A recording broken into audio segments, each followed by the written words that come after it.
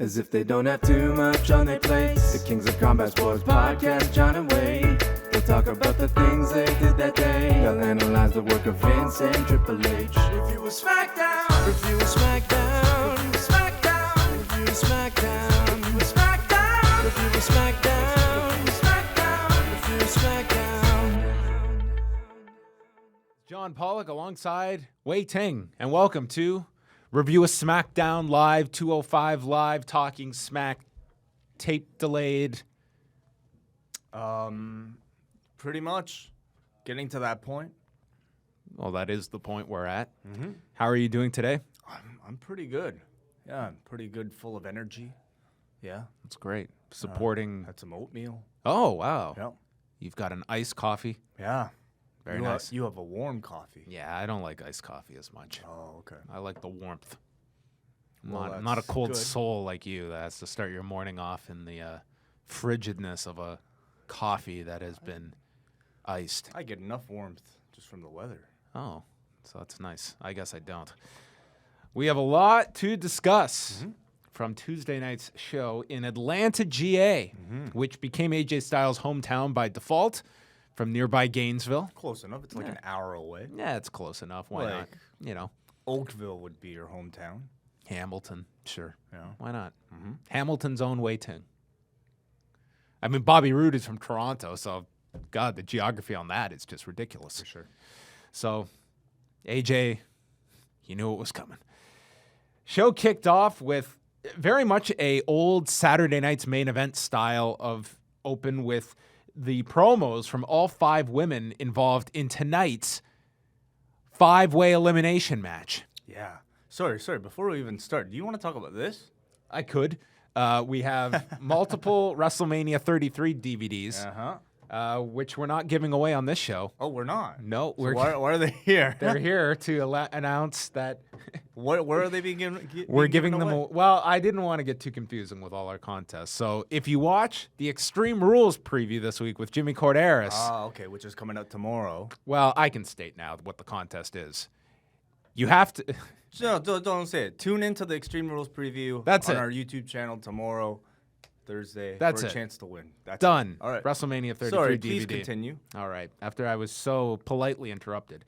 Man, you and me are like Shane and Renee here. Yeah. Awkwardness ensued. So Charlotte's promo was for the women's match tonight and being genetically superior. These were all really quick. Yeah. So that defaulted to catchphrases, with Carmella saying, "She has so much class, you can call me teacher, and I'm going to take you to school." Natalia, "The best there is, was, ever will be." Becky doesn't need the luck of the Irish. And Tamina says that her opponents have had their chances. It's Tamina's time tonight. It's time. It's Tamina time. And that was our open to the show. I liked it a lot. It had that short, to the point, old school feel. I think the only thing missing was like a green screen with their logos in the background. Oh, wow. That's what I want. Jackets, maybe Sure, with their whatever. logos on them. There's just something really pure about seeing a talent looking straight to the camera to cut a promo. And I think that's something that is like ingrained in professional wrestling. And I feel like we've gotten away from it in recent years with all the talking being done via, interview or standing in the ring and doing a little talking thing. I like this. I thought all the girls came across well here, but I thought Carmella showed the most personality. I would have preferred a little more in-depth storytelling of each opponent and maybe something from their childhood, maybe a figure or two present to share such stories. Sure. I think that would have really added to the intrigue of the match. Kevin Owens' highlight reel begins, and the crowd is immediately chanting for AJ. He says he will climb the ladder to win Money in the Bank, which is the object of the match. He introduces SmackDown's resident rock star and artist, Shinsuke Nakamura. Not yet recording artist, rock star and artist. Maybe paints. Every week I'm intrigued of what occupation or label Shinsuke Nakamura will be given. I expect him to be a investigative reporter by the end of the year. Yeah. Maybe he can find out what's going wrong with this presentation. Owens says to Nakamura as he comes out that this isn't America's Got Talent. He's sick, nor was Monday. He's sick of his stupid dancing and says people want to know more about Nakamura, and says the last guy who acted like a rock star here was sentenced to early retirement, referring to Chris Jericho, and says that Money in the Bank, that will be the day the music dies. Shinsuke Don McLean Nakamura. Oh, yes. Thank you. I never really noticed it before, but Kevin Owens and The Miz kind of fulfill the same roles on both Raw and SmackDown, respectively. Both Raw and SmackDown started this week with their own talking segments, and both guys are either holding or are challenging for the mid-tier title. So I could see why they were essentially traded for one another. That should be the theme of the secondary title. It's like a microphone. You get a host. You get your show. Sure. Yeah, Why that's not? the show ownership is what is traded. Gives it some value. More than the championship. Yeah. So Nakamura goes to speak, but is immediately interrupted by Baron Corbin, who says no one cares what Nakamura has to say. And he goes to show highlights of himself beating up Sami Zayn last week. Owens gets upset at the interruption, and Corbin refers to him as Cartman, which has to be the new fun line that someone enjoys regarding Kevin Owens. We have the artist. We have Cartman. Cartman. Yep. Yes. I think it's actually quite appropriate. You know, it's actually a really he is just like Cartman, but like Maybe he finds a girlfriend though, and then he's paranoid she's going to find out about his online trolling for years. I don't know if you've been following the latest season of South Park. Oh, okay. It's coming back in mid-August, I believe. Oh, yes. Wow. That's one of the shows me and Dan Liveransky bond over is South Park. Yeah. Anyway. I guess Nakamura is Kenny because he doesn't talk. I would say Sami Zayn's the one that gets killed every week, so maybe true. he could be Kenny. That would be fun. Who are the South Park characters on SmackDown? Yeah. I mean, Draws is not around to be Kyle. Who was the one that vomited? Stan. Stan was the one that vomited. Okay. I thought you were gonna make another joke. No. Guy in the wheelchair. No, I was talking about the vomiting. Right. Anyway, what I was thinking here was imagining Vince McMahon in 2017 stumbling across South Park Yeah. and seeing Cartman. Oh, we had Golga, who carried Eric Cartman to the ring. Yeah, I wonder if Vince McMahon understood what South Park was in 1998, though. 2017, I could see him figuring out this show maybe one night. Oh, there's a show where Look how fat that kid is. He's obese. You know what? He looks a lot like that Canadian guy. So Nakamura then brings up how Zayn beat Corbin twice. All three start fighting. Owens and Corbin double team Nakamura. Zayn comes out for the save. And much like MITB, we get a tag match out of this. This very much followed the format, which I did not put together until you brought up. But yeah, this was really verbatim what we had to open Raw. Yeah, it's just the WWE trope of, starting the talking segment and ending up in a tag match. Here we got to see a bit more of Shinsuke Nakamura speaking. He said, what did he say? I don't know, Way. I really don't know. So, I mean, I think they're still scripting a little too much for him to say. He does great. He does it great with his great facial expressions, and he's got a whole lot of style, even for what limited amount he has to say. But none of the lines he was saying were connecting with the audience. And quite frankly, I think it's just because they don't sound very clear. We can't really tell what he's saying. I feel like when he has to get physical, he still comes across really well. I would keep his scripting to a very, very bare minimum until he starts to get a bit more comfortable. I think you raised this point last week, but I wholeheartedly felt it this week, is that one of the negatives of Nakamura being placed into SmackDown as one of the other main event guys is the, I don't want to say killing, but the normalizing of his entrance. It has no effect to me when it's just interrupting or coming to do an interview segment, that you're doing this elaborate entrance. Yeah. Like that music that was such a key part of him in NXT, but that's part of the problem. I know. What do you do though? You can't give him a. He is a rock star. He could have a B-side.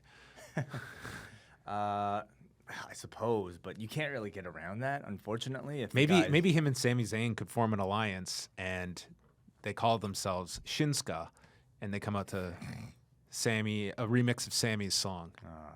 Yes. No? They can do that. So anyway, we have our tag match, Owens and Corbin against Nakamura and Zayn.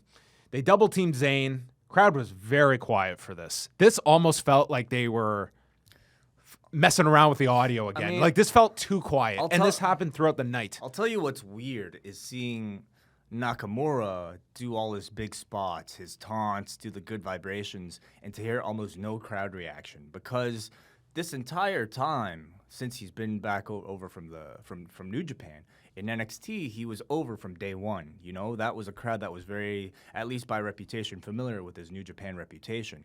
So now you get to see him in front of a general WWE audience who realistically doesn't know anything he's done in New Japan, probably doesn't even know all that much about what he's done in NXT. So I think it's all important to realize that, because it again kind of shows how NXT largely operates in a hardcore fan's bubble. And, you know, now that he's on the main roster, this is essentially when he will have to make his real debut for the first time to a North American audience. They went through a break, came back with Zayn hitting a Blue Thunder Bomb as that he hits to Owens. Crowd picks up here. Corbin nails Nakamura off the apron. There's a roll-up by Zayn for a 2 count playing off of last week's finish. Zayn then goes after Corbin, throws Owens into Corbin, so those two argue, and then Owens gets decked by Corbin. Zayn clotheslines Corbin to the floor, and Nakamura hits the Kinshasa to Owens for the win. So they are still booking Nakamura strong. He is getting the wins in these matches.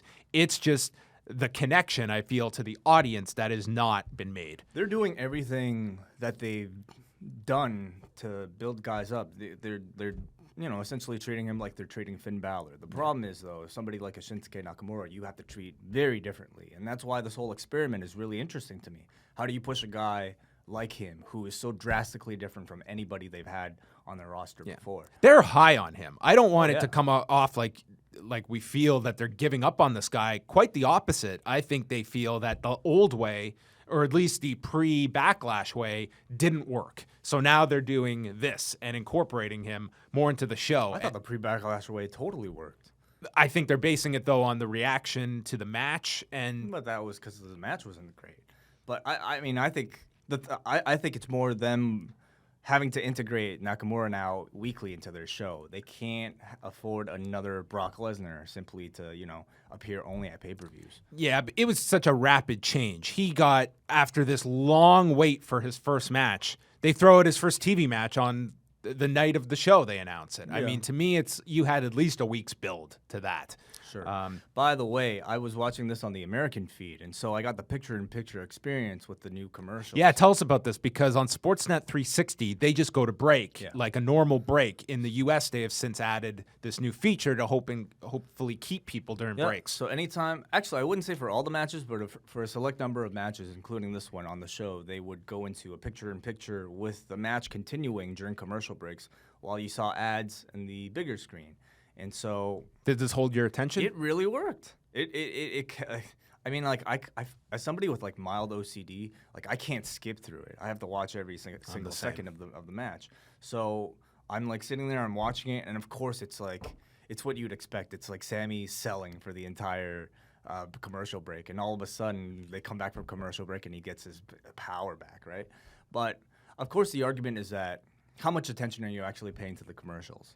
Right. When you're watching something like this. But the other argument is... You didn't well, I guess you couldn't if you were watching it live. But, I mean, the idea is people will, at least a less percentage will fast forward. You're hearing it. You're seeing the logos. So... They're praying for an OCD culture. Yeah. I thought it worked for me. Yeah. It's something that FS1 has also tried in the past with UFC broadcasts. So the Usos are then in the ring for the next segment. They're still the tag champions. People believe that American Alpha would beat them, that Breezango would beat them. First of all, this would be the only mention of American Alpha on this show. These poor guys. I wouldn't necessarily say that. I mean, sure, their initial run didn't live up to expectations, but I think they're being held off now for a purpose so that they can come back a lot stronger. I feel they're going to change the characters drastically. That's not a bad thing, I don't think. I think they're in need of a change. So anyway, they talk about how people thought that they would lose the tag titles to those two teams, just like they thought the Falcons would beat the Patriots, and that got a ton of heat from this crowd. of course, the Falcons were murdering the Patriots up until the fourth quarter this year. Oh, were they? Were you watching that game? No, I wasn't watching that game, but I hear things. They get interrupted by the New Day. Xavier notes that this is his hometown. Run, Xavier, would be my advice. Usos say that they have the division on lock. Welcome to the Uso Penitentiary. And E says they know what happens in penitentiaries and that they want the tag titles and that this ish is about to get real. And they threaten to take the unicorns out back Old Yeller style. Mm-hmm. And the match is set for Money in the Bank. So after last week, it seemed to me like Breezango were to get another chance, or at least another title shot, whether it be on TV or even at the pay-per-view. But it looks like they are ditching that for the time being in favor of the Usos New Day match, which they seem to have had planned for a while now. And I don't mind it at all. I think Money in the Bank is a big show, and I think New Day versus the Usos is definitely a bigger match. If the segment here last night was any indication, I think the build leading into it should benefit both teams greatly, especially the Usos, who now have a chance to be a lot more comfortable now in front of the microphone, and to do a program with the New Day will force them to speak a lot more and to, convey these new characters that they have, which I'm absolutely loving. I think both these guys, Jimmy and Jay, are killing it on the microphone, and I mean, both teams clearly have that chemistry. They're friends. You see them all the time together on Up Up Down Down. So I feel like in this feud, we'll see these two teams speaking to each other in a way that I think speaks more directly to the younger audience of the WWE. Probably not necessarily being scripted all that much. These guys are just probably writing for themselves, able to go off.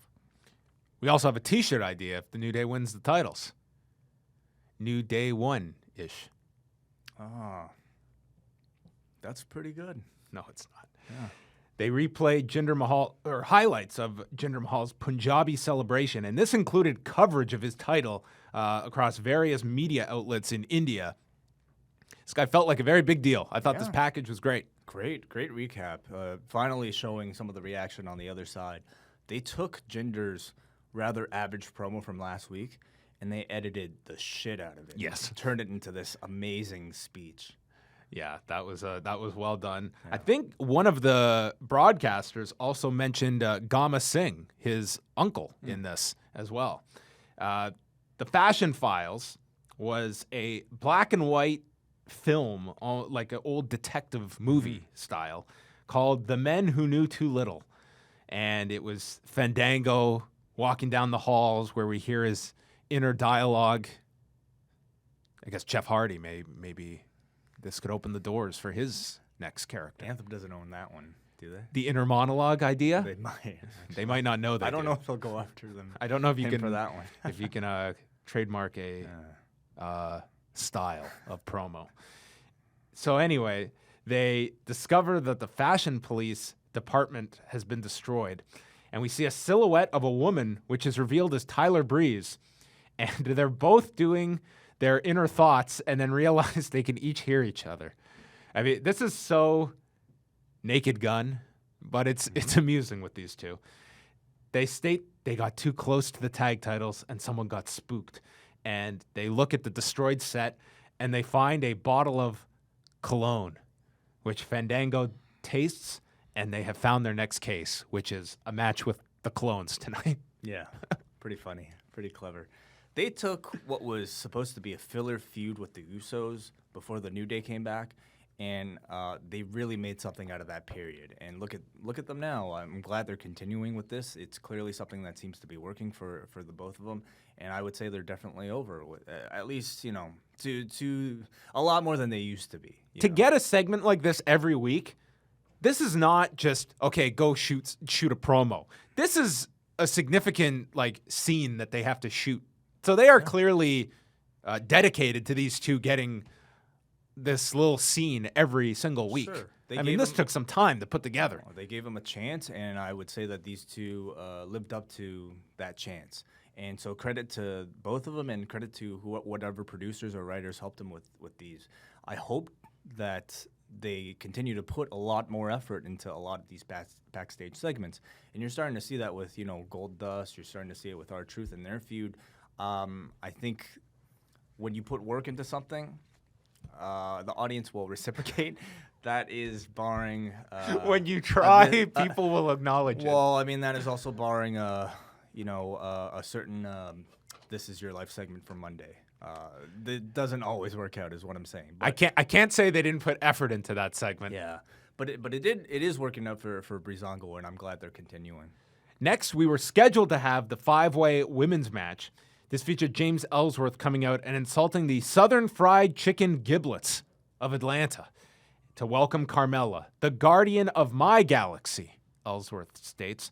We also had an insert promo from Naomi wishing luck to the winner, and they will feel the glow at Money in the Bank. All 5 start brawling before the bell rings. They get sent to the floor. There's all these different spots. What was kind of weird was that everyone started fighting, and then Tamina and Charlotte were left alone in the ring. But this was not enough to start a match. This was just too chaotic.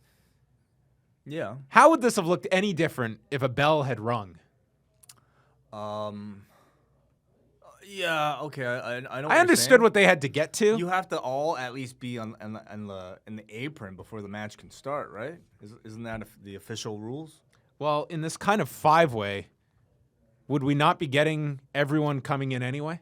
Not necessarily, but yeah, I think doesn't everybody have to be in the ring before the match can start? But that actually hasn't stopped them from starting matches with people injured in the back. It was just a little thing, but I was Whatever. like, "Whoa, you're having a 5-way match, and they start trading wrestling holds. Like, what was so wrong about what was happening here? I mean, they built up to where everyone gets laid out, and that was the big stuff on the floor. We saw Carmella with a cross body off the barricade. Charlotte did a top rope moonsault to Tamina and Natalya. There was a Bexploder on the floor. Tamina super kick. It all built up to Charlotte powerbombing Natalya through the table. So you have all of this chaos. These women are incapacitated. And Shane McMahon dances his way out, slapping the fans' hands, dancing in the ring. And then he says, "This is amazing. These 5 women are lifeless on the floor." He's like, "This is awesome. This is great." And he announces the first women's Money in the Bank ladder match for St. Louis. Just off the top of his head from this chaos. Yeah, he's gloating about how amazing all this chaos is. I didn't think Shane's tone reflected what this segment was supposed to achieve. Yeah, I understand what you're saying. As somebody of an authoritative level, he should be panicked that there's all this, destruction. For all we say about him trying to be the general manager on Talking Smack in an authoritative role, matching the tone of that show and his role, to have this chaotic scene where we've just seen a table spot, a moonsault off the top, and he's just dancing out. To me, it was a very disconnected part of the scene to get to this announcement. I think it's because he's a babyface general manager, and So is William Regal, though. Okay, sure. And he conveys concern and Sure, yeah, you're right. when something is serious, as this was. I thought all 5 women came across really well here. The match was not the point. The goal was to just convey their intensity and physicality, and I'm glad they actually didn't waste a pinfall nor a match on doing this, building up to this. I thought this was way more effective, and all 5 women in the division itself felt very hot coming out of the segment. I think the women's Money in the Bank match is something to legitimately get excited about. It's a group of women who I feel will do the stipulation justice, especially Charlotte, Natalya, Becky. I think Tamina should do great things too. Have you heard? Did you hear Tamina's music? No. It goes like Tamina, Tamina. I've never heard it before. It's pretty catchy actually. Wow, maybe that chant will start to catch fire. Carmella is definitely the only possible weak link in terms of a match, but I think what she brings to the table with Ellsworth as a package, I think she's a very strong act together. In my opinion, is probably my pick to win the thing. Carmella? If you look at how they typically like to position Money in the Bank winners, it's usually heels, and usually heels who are just on the cusp of that upper kind of echelon of talent. And I would pivot Carmella in that spot. It also lends itself to Ellsworth having control of that briefcase with Carmella. Yeah. I think that it's possible Carmella could win this. So they set this up. I think these women are going to be super motivated to have a huge match here. And the booking should be very strong. Yeah, I'm looking forward to this and how it compares to the men's match, which looks insane on paper when you look at the majority of the talent in the men's match. Shane McMahon, he makes the announcement for St. Louis, and then they followed that with the Colognes against Breeze and Fandango. Fandango was out in a trench coat, and then Breeze was dressed as a woman with a wig and a dress top. Crowd, again, silent for this. There was a sunset flip attempt by Primo, and Fandango blocked it by pulling a water gun out and squirting him in the face, and then shot Epico with the water gun. They went through a break. Fandango hit a sunset flip powerbomb to Epico off the turnbuckle. Breeze then returns dressed as a janitor, getting the hot tag, which allowed Byron Saxton to state that he's wiping the floor with Primo. And then Fandango and Primo had a tug of war with a mop, let go of it, and Primo stumbled backwards into an unprettier, and Tyler Breeze pinned him. Yeah, you're right. Not a great reaction from the crowd this week. Maybe it's not working with everybody. By the way, somebody in the chat room is informing me that I said the exact same thing about Tamini's music the last time I heard it. I don't remember you saying that ever. Yeah, Well, anyway. you're hearing it again. Yeah, Repetition, I'll probably folks. say it again next time. Renee Young was with AJ, and if you had missed it, AJ had put out this video. Well, the WWE put the video out where he was encouraging everyone in Atlanta this week to wear red in support of him. Was he successful? Well, there were definitely a number of red shirts in the crowd facing the hard camera. Always people wearing I red would not shirts. say this felt like a sporting event where every single person wore red. Next time a wrestler should just say, wear a shirt to support me. Yes. I had all this merchandise made months ago when I think they felt I was going to Raw, and it is the colors in Atlanta, so let's make some money.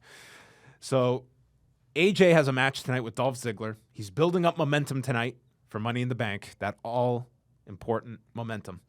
Ziggler walks in and says he laid the foundation in this house that AJ claims to have built. Says he's won Money in the Bank, cashed it in to become champion, and he's going to do it again. Randy Orton comes out in the next segment. He repeats his name in case you don't know it, and he has beaten the best. Mick Foley, Shawn Michaels, The Undertaker. His father was in the main event of the first WrestleMania, which you can say, but then you also have to say that Alex Riley was once in the main event of WrestleMania. Sure. His grandfather, he says, would have smacked the hell out of him for losing the title to someone like Jinder Mahal, because his grandfather was part of the silent generation that didn't talk about what they would do. They just did it, as Randy was out for this talking segment. He says respect is a two-way street. He's earned an old-fashioned American ass-whooping, that being Jinder, and mentions the likes of the Ganyas and Harley Race, who would state that winning is the only option in his hometown. He's going to be 14-time champion, and now he's going to stop talking about what he's going to do. I thought a very good promo from Randy Orton, who is not typically on the receiving end of a sentence like that. I love this promo from Orton. I thought it was short and to the point. He dragged a whole lot of his own history, which is effectively American wrestling history, into the promo, and he made his motivation out to be a desire to make his forefathers proud. And I thought he spoke with just the great natural smoothness and confidence that was just like a really simple promo that looked really easy, but most really can't pull off. And if I have to compare his promo to Jinder's promo here, I would say that the gulf between the two, talent-wise, on the microphone is huge. Yeah, Jinder showed his music played, and he showed up on the screen with the Singh brothers and said Orton is like every ignorant American. He shares stories of a bygone era. His country's in decay, and Orton is a symbol of the past, and he is the present and future. And then the Singh brothers just started clapping for an extremely long length of time as Jinder held up the title. Mahal didn't say much. I mean, what he did say felt extremely scripted and kind of forced. The best part of his retort, I would say, was the Bollywood Boys simply clapping for that extended amount of time for no reason. I think Jinder, for all he's been able to handle, he's still a very limited performer. And I think he's, obviously very new to this level of performance and exposure. They're protecting him really well, but even in a simple segment like this, Orton just looked so much more talented. So I think the pressure is really on Mahal to quickly get up to speed for a main eventer for the roles that they're providing him. Now, this becomes an interesting question of what goes on in the final spot at Money in the Bank when you have the title match and you have 2 ladder matches. And I don't even throw out the idea that if they were going to put one of the ladder matches on last, that they would put the women on for that reason. You're right. Yeah, I could definitely see that.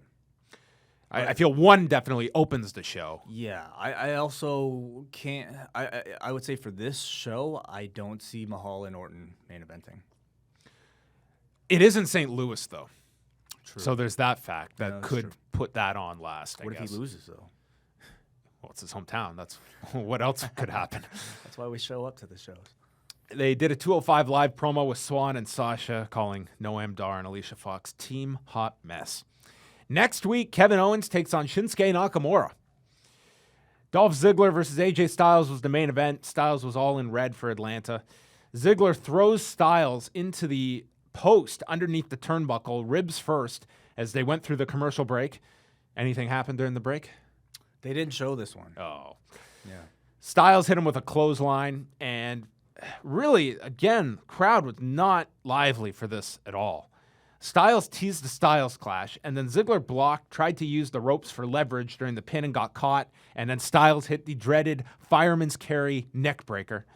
Styles hit a snap vertical suplex, sending Ziggler into the corner. Ziggler came back with a DDT off the top turnbuckle, and then went for the Famouser, and Styles was trying to catch him to go into the Styles Clash, but didn't quite catch him. Ziggler avoided the clash again. Styles then escaped a superplex attempt, rolled into the calf crusher, with Ziggler raking him in the eyes to get out of that submission. There was a zigzag for a 2 count. Styles then ducked a super kick, and Ziggler injured his knee, missing it.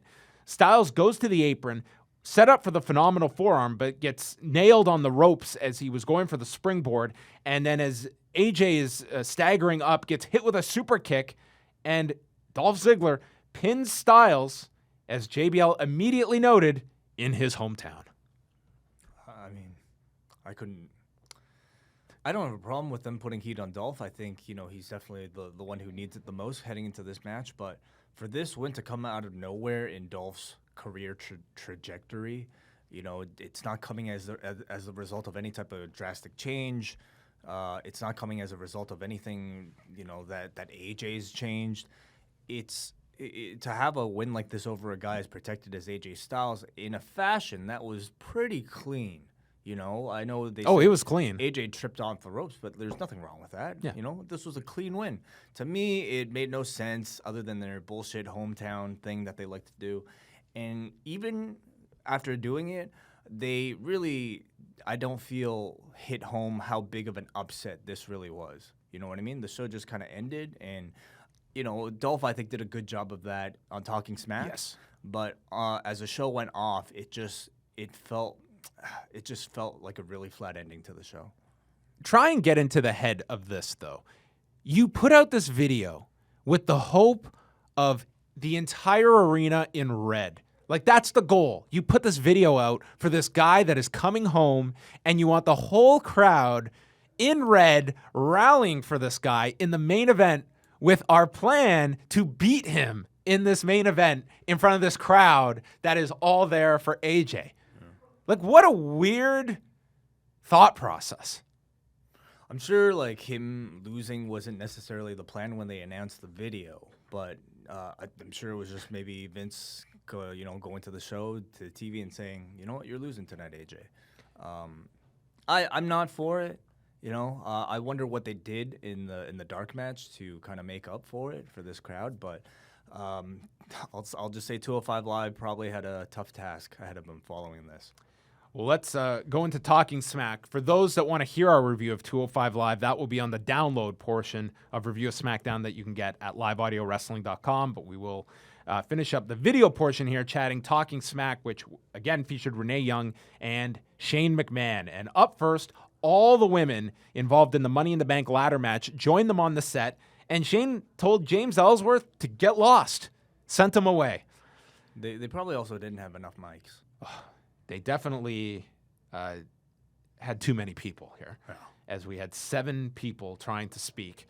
Charlotte went over her accomplishments and the fact she was in a Hell in a Cell match, and then Becky cut her off saying, yeah, I headlined SmackDown in a cage match, which Charlotte clearly was not aware of, and just said, well, I was on Raw then. Natalya called herself the leader of the welcoming committee, which led to arguments with Tamina and Carmella. Shane points out that none of them have been in a ladder match, and this is when this turned into a mess. Separate conversations, arguing, you couldn't make out any of this. Charlotte then said that if she becomes champion, she will be the first Triple Crown winner, and they immediately made fun of her for this, and it ended with Shane wishing them luck and told them to be safe in this match that he has made involving ladders. This to me was just a mess. It was quite awful. It was quite awful. You could tell Renee was legitimately getting pissed off, as I'm sure any broadcaster would, trying to, where I felt like the segment during the show with the brawl made all the women come across really well. In this segment, they all came across just kind of like catty, little girls, just arguing with one another and not letting each other speak. And it was to the detriment of everybody involved that. We used the argument on Talking Smack about it being much looser, and you can tell it is not structured and scripted like the main show. This was an argument in favor of more structure and maybe some scripting here so that everyone knew their points to get across and when to get them across, instead of go up there and cut promos on one another. And this was a disaster. Yeah, they could learn from the UFC press conferences. Sure. I felt bad. I felt really bad for Renee. Renee had her roughest show of Talking Smack's history on this show. It was just a mess, and not all her fault, but it was. This was just a cluster of a Talking Smack, I felt, overall. The next guest was Dolph Ziggler, who was the highlight of this show. He says that it's great to come here when someone is being cheered in their hometown and it goes the other way. And Shane puts over Dolph and said tonight was evidence of what you're capable of. And then Renee interrupts Shane by asking what stuck out tonight.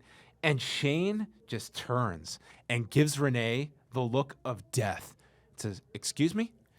And Renee just shut up, realized she had interrupted, and just turned away with the most embarrassed look on her face that she had cut off Shane, as Shane just continued his message he wanted to get across to Ziggler. This was extremely awkward. They showed footage of Ziggler cashing in his Money in the Bank briefcase back in 2013, noting that as a shooter, he hooked the legs of Alberto Del Rio so he couldn't kick out, and described the chills of that moment.